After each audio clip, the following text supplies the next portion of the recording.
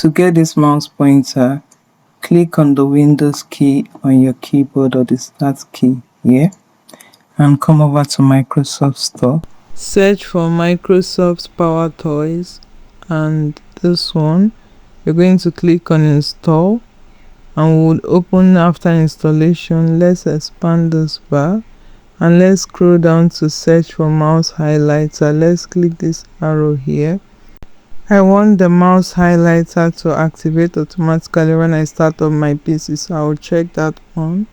Under appearance and behavior, we want to change the white color to something else. I think this would work. After that, you would enable the activation shortcut just to have it handy. Now we'll have our mouse pointer. Let me tweak this color. I kind of not like this pink.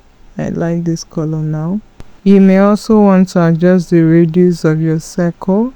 I'm going to leave that as 35. Let me know if you have any questions. Do have a good one.